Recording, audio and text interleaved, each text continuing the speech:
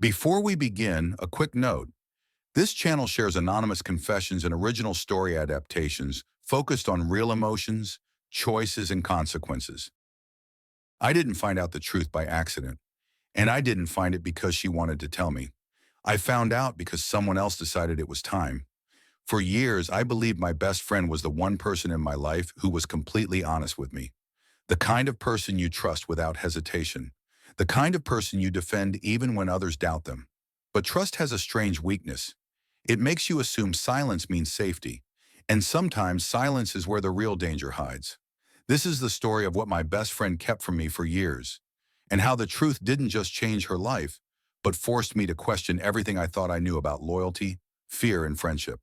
We met during a period of our lives when everything felt uncertain.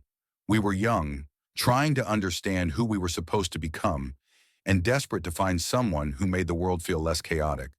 She was calm when I wasn't, thoughtful when I reacted too quickly.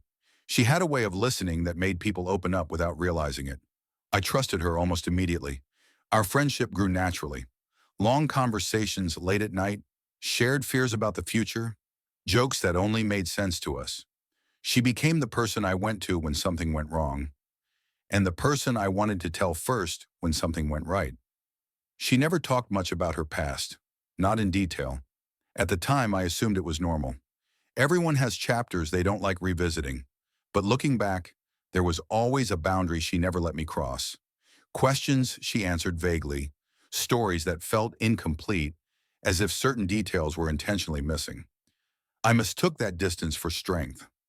I thought she was just someone who had learned to move on. I didn't realize she wasn't moving on at all. She was surviving. The signs didn't arrive all at once.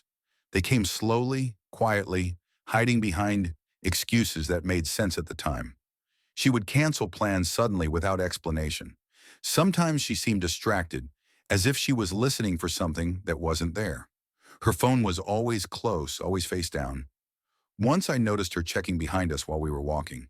When I asked why, she laughed it off and said she was just being paranoid. Another time, she asked me not to tag her in photos online. She said she didn't like attention. I respected that without question. Trust makes you rationalize things you would normally question. You tell yourself, she's just stressed. She's had a hard life. If something was wrong, she would tell me. But fear doesn't announce itself loudly. It hides in habits, and hers were becoming impossible to ignore. The moment everything broke didn't feel dramatic at first. It was just a message from a number I didn't recognize. It mentioned her name, then details about places she used to go, things she used to say, moments I thought were private. The tone wasn't aggressive. That somehow made it worse. It felt like someone reminding her that no matter how far she ran, they were still there. When I showed her the message, she didn't react the way someone innocent would. She didn't look confused or angry. She looked exposed. Her hands started shaking. Her voice disappeared. And for a long moment, she just stared at the screen, as if she already knew what was coming next.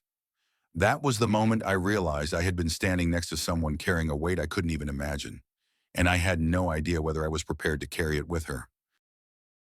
She didn't explain everything at once. She started by apologizing. Not for lying, but for letting me get close in the first place. Then she told me about a chapter of her life she thought she had buried, a situation she escaped, but never truly left behind. Someone who believed control was the same as love. She had learned to live quietly, to leave no trace, to disappear without physically leaving. The messages weren't new. They were a reminder, a way of saying, I still see you. She told me she never wanted to involve me, that keeping the secret was her way of protecting me. That hurt more than the lie itself, because it meant that while I thought we were sharing everything, she had been fighting something alone, right next to me. After that night, nothing felt simple anymore. Every memory felt different when viewed through the truth. Every moment of silence suddenly made sense. I had a choice to make. Staying meant fear, uncertainty, the risk of becoming part of something I never agreed to. Leaving meant abandoning someone who trusted me enough to finally tell the truth. Friendship is easy when it costs nothing. It becomes real when it demands something from you.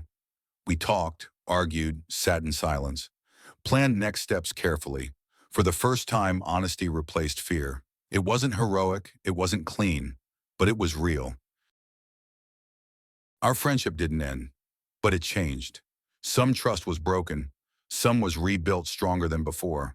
What remained was honesty, even when it was uncomfortable. I learned that secrets aren't always lies. Sometimes they're survival strategies. And love doesn't always mean staying forever. Sometimes it means staying long enough to help someone stand on their own. So here's my question for you. If you discovered a dark, complicated secret about someone close to you, would you stay and face it with them, or would you walk away to protect yourself? Let me know in the comments.